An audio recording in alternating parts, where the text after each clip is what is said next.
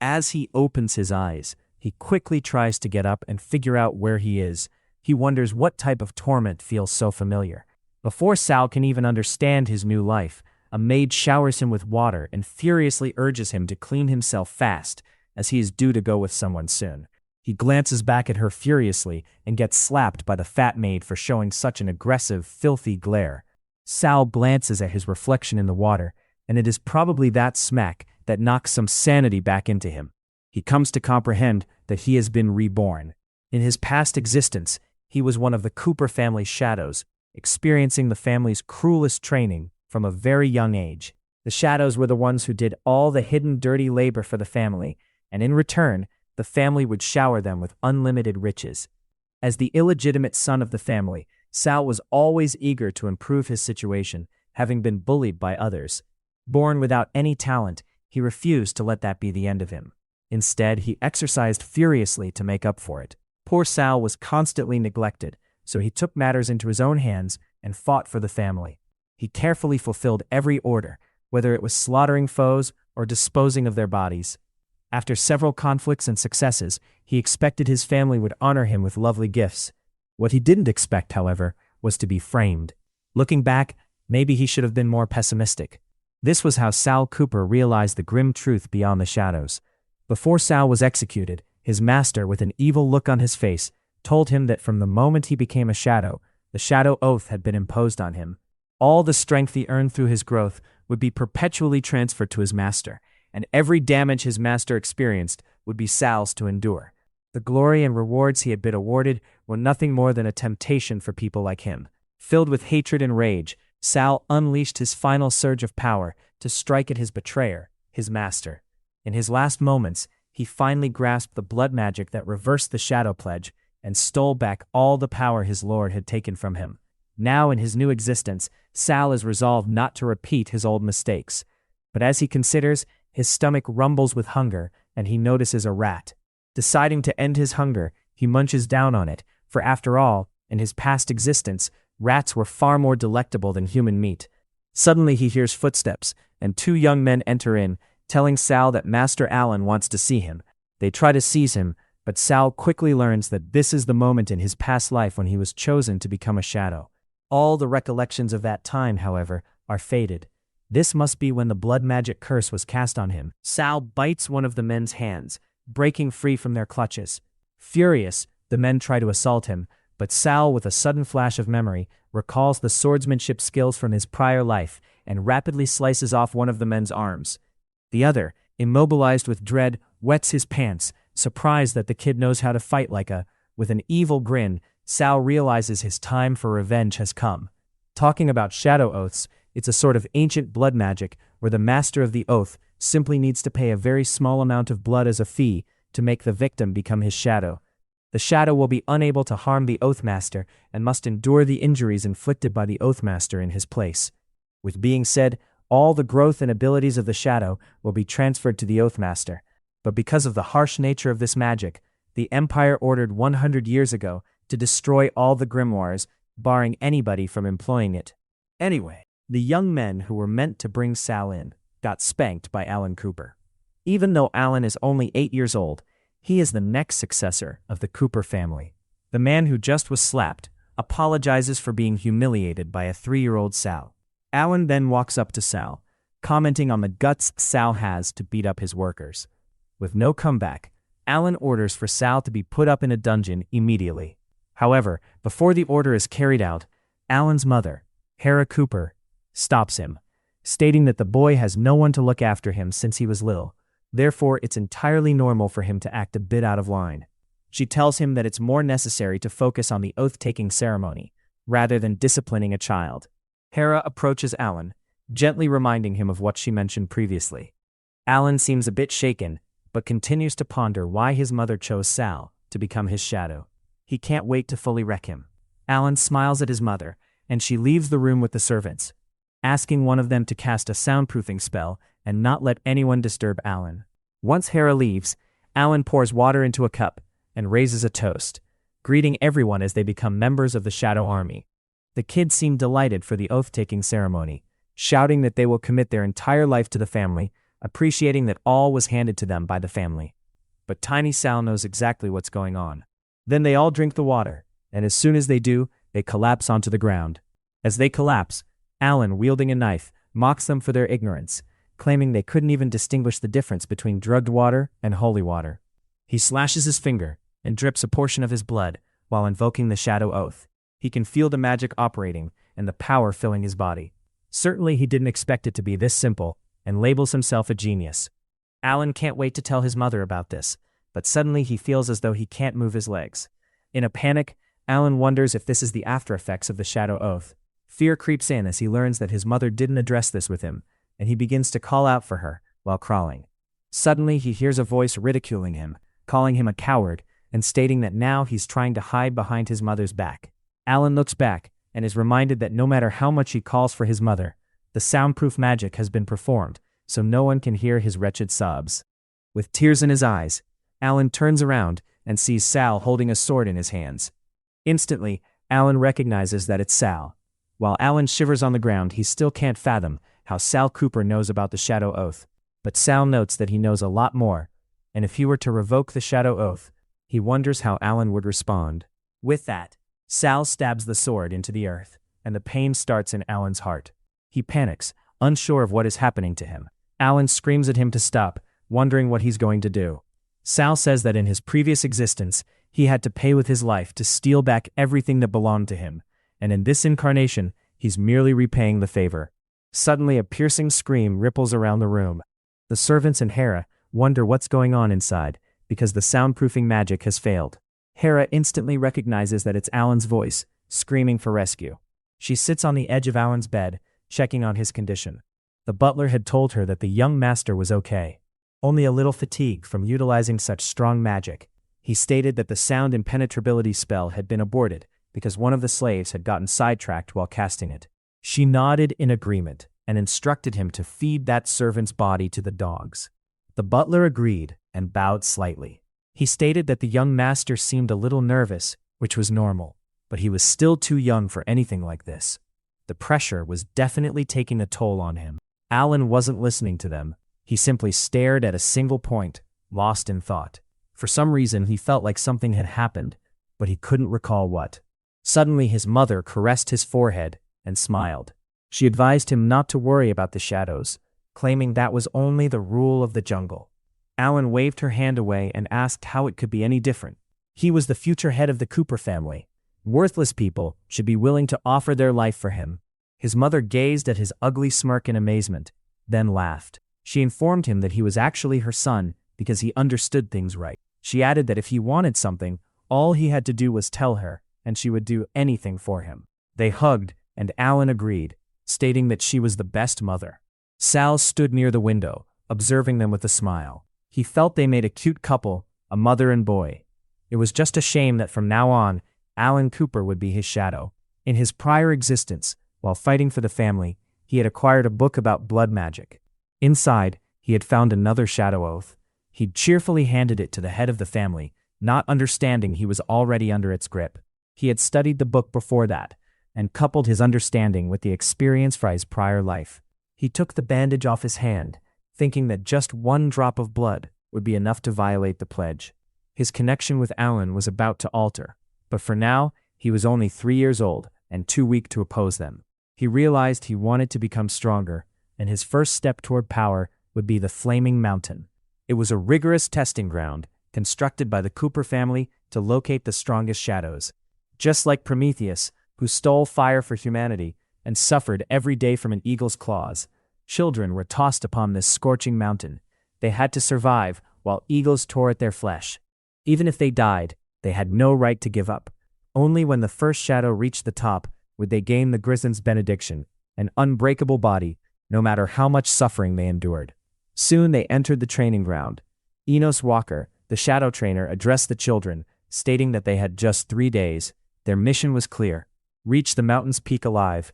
How they achieved this was unimportant. However, if they surrendered, they would be executed in 3 days. They had to battle for their future. Enos sounded the whistle, and the youngsters instantly hurried towards the mountain. The coach watched the final boy carefully approach the slope. He recognized him too, and informed Enos that the child was Sal Cooper, the bastard who had enraged the young master the previous day. Meanwhile, Sal ascended the rock, grabbing the rough edges. The man laughed loudly and instructed Enos to look at Sal, insulting him by claiming he was climbing with his bare hands and was bound to fall to his death before reaching halfway. The coach laughed too, calling Sal an idiot. His helper wondered why they didn't recover his corpse immediately. The man grinned and said he had a better idea, signaling it was time to put it into action, and showed Enos the time on his watch. At that moment, a large shadow loomed at the mountain's crest. The children froze in horror and asked what it was, or if it was an eagle. Griffin went forward, and the children shouted in fright, understanding it was a monster. Sal reached the top and glanced around. He saw the bodies of several children and the big griffin. The beast clamped its jaws, biting into the body of a tiny boy. Its eyes blazed with greed. Enos drew a bow from behind his back and remembered himself that this youngster had angered the young master yesterday. He resolved to employ the griffin to remove Sal and appease the young master. He drew the arrow, aimed, and shot. The arrow flew just centimeters from Griffin's head. The griffin yelled in wrath, demanding to know who dared to hurt it. At that moment, Sal fully climbed up the rock. Griffin assumed he was responsible and pounced, calling him a fool and praying for his death. Sal smirked, thinking he could say the same to the beast. He suddenly jumped, dodging the onslaught. He had been through this before. He realized the only way to earn the griffin's blessing. Sal hopped upon the monster's back and drew his sword, pointing the tip downward. With a confident smile, he imagined he merely needed to tame the beast. The griffin was an S-rank monster, male, with a danger level of 4 stars. Born on Flame Mountain, it was claimed to have learned telepathic communication after digesting numerous human brains. The Cooper family had made a deal with it. They offered food, and in return, it tested the shadows. Those who obtained its approval received an indestructible body.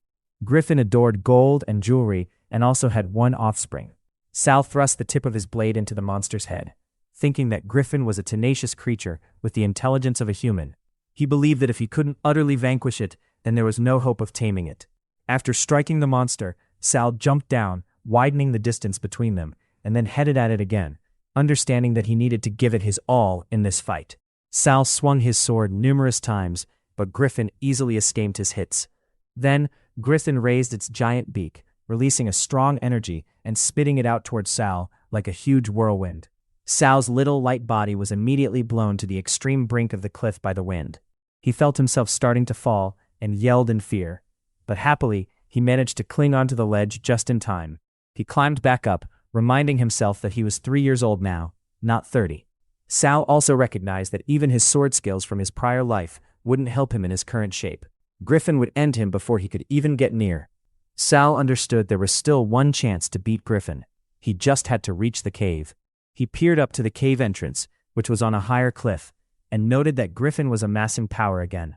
Griffin blasted a tremendous stream towards Sal, and he swiftly moved to the side, learning that Griffin had powerful wind magic. Every time Griffin produced streams of wind from its mouth, its power increased by 1 level, up to 10. Sal recognized that if Griffin gained its full potential, even if there were 100 warriors like him, it wouldn't be enough. While dodging Griffin's blows, a thought suddenly came to Sal. He stopped for a second, then hopped up, figuring that since he couldn't hide from Griffin, why not utilize it to get to the cave? Sal took out his blade in front of Griffin to defend himself, and once again, the enormous wind crashed against him, knocking him back. He cried loudly, feeling the energy from the stream in his hand. Sal recognized that to minimize the damage, he would immediately employ the power of the Shadow Oath to suck strength from Alan. At that moment, Alan was drinking tea, but unexpectedly dropped the cup, which slid to the floor. His servant, in a panic, called out to him, seeking for rescue. Meanwhile, Sal successfully reached the cave. He whirled around suddenly, sprinting deeper into the cave, thinking that he had succeeded. He needed to hurry. Griffin reached the mouth of the cave and heard footsteps in the distance. It went after Sal, roaring violently. When it reached the end of the tunnel, it grimaced, seeing that Sal was threatening its infant with a sword. The griffin snarled again and shouted out to its child. Sal heard that few people realized that the babies of mighty creatures like griffins were born with broken wings and could not fly. Griffin demanded to know what Sal meant to do with his child. Sal calmed Griffin, telling it not to fear, promising that he wouldn't injure the baby. In fact, Sal claimed he could assist mend its wings so that it might fly again. Griffin seemed fascinated, and Sal then made his demand. He had one ailment. Meanwhile, the trainer, Enos Walker, and his helper were headed to the top of the mountain, seeing that Sal was no longer there. They started debating, alleging that Griffin had already devoured Sal. Enos said they needed to report this to the young master, Alan, as they would undoubtedly be rewarded. His assistant concurred. Suddenly, Sal appeared from behind them, riding Griffin. Enos and his assistant turned around in dread, and Sal crossed his arms over his chest, smiling as he remarked that he'd only have to disturb them and send them directly to hell, where they would wait for him. Enos Walker cried out to Sal in surprise. Seeing the Griffin prepared to attack, Enos and his aide rushed to run, saying that this was impossible. A few minutes later, after finishing the body of one of the guys, Griffin announced that it had fulfilled its end of the deal, and now it was Sal's turn. Sal sighed, agreed to the terms, and asked Griffin to take him to the dungeon at the northernmost portion of the mountain range. Griffin flew Sal to the dungeon, Realm of Stone, and stopped in front of a big door. Griffin told Sal that, as they had agreed, he would collect the sword Perseus and help Griffin get the blood of Medusa, which could cure everything. Sal smirked and answered that this wouldn't be an issue. He reflected to himself that it was a shame his purpose wasn't the sword or helping Griffin, but rather destroying the dungeon. Griffin unlocked the doors, and Sal started gazing inside. He thought to himself that he wanted to employ Griffin to demolish the dungeon. As light reached the gloomy room, it illuminated the visage of the Gorgon Medusa, along with its 3 statues. As Griffin is about to strike the statue, to his amazement, it moves away. After he damages it, the statue just reconstructs itself and slowly becomes whole again. Sal understands that the 3 statues don't have the 5 organs. Like the Grey sisters in folklore, they share the same eye and the same tooth. Since they and Medusa are daughters of sea deities, they have the capacity to control seawater. Hence they run. Griffin says there's no point in running, and tells Sal to think of a way to find the sword. Sal claims he's hunting for it, and the Griffin tells him that if this goes on, the place will collapse. As Sal believes that there could be a hint in the ruins on the wall, he suddenly discovers something. He considers destroying the secret realm, burying everything inside, and leaving by the secret tunnel he discovered in his former existence. But that level of destruction might not be enough. He tells Griffin that the runes indicate to take the eye from up there, then they will stop attacking. As Griffin ricks out the eye, the statue turns to water. Sal reveals that the runes suggest Perseus found Medusa's whereabouts only after stealing the eye of the Grey sisters, so the eye is their vulnerability. Griffin then questions Sal about the sword and the blood that can treat its descendants, wondering if the runes mention anything about that. Sal nods towards the weapon and informs Griffin that Perseus used this sword to behead Medusa, pouring both red and green blood. The red blood can poison all living souls to death, while the green blood can heal all illnesses, but they are simply legends. As for this secret area, there's another secret. Sal tells Griffin that the emergence of Perseus's sword marks the time of Medusa's resurrection. As the Medusa statue is awakened, Sal understands it's time to depart. Once the statue is triggered, it won't stop unless it's beheaded with the sword of Perseus. Facing the statue, Sal discovers he can't see the Griffin. Hiding behind a boulder, the Griffin informs Sal that he can see at a look that the statue won't be easy to deal with. He leaves the remainder to Sal, saying he doesn't want to die. Sal is astonished to see that the Griffin can shrink its size. It's lucky that Sal has walked through the secret realm once in his past existence, so he's not completely out of alternatives. But first, he needs to get the shield from the Knights of the Round Table. Then, he can use the shield's reflection to minimize the chance of looking directly into Medusa's eyes and turning to stone from carelessness. At the same time, he can also employ the shield to repel Medusa's gaze assault. However, as Medusa uses her gaze assault, Sal understands the shield won't be adequate. The secret exit has also been damaged, and with his present talent level, Sal can't wield the sword of Perseus. But Sal refuses to give up. He won't know unless he tries. If he doesn't give it his all, he will die today. So even if he needs to put all at jeopardy, he reaches for the blade. To his astonishment, he can easily lift it. The sword feels light in his hands because his talent rank is too low to wield it. Alan's taunting comments linger in his thoughts, remembering how Alan had dubbed him a lowly D rank, unworthy of tarnishing the holy sword. Sal remembers being strapped to a cross, while Alan questioned his mother if Sal was still conscious, meaning they were going to strip his talent away. His mother had stated that a simple amnesia magic would be enough to settle things. Sal recalls how Alan had taken away his swordsmanship talent. The griffin stares in disbelief as Sal breaks off the bind uninjured. Sal now recalls that in his prior existence, he possessed a sword talent that might have been S rank or higher. However, the matriarch had used some type of magic to deprive him of that gift and transferred it to Alan while deleting his memories. Things were getting more fascinating. Whether it was Alan or the family, Sal swore he would take his retribution.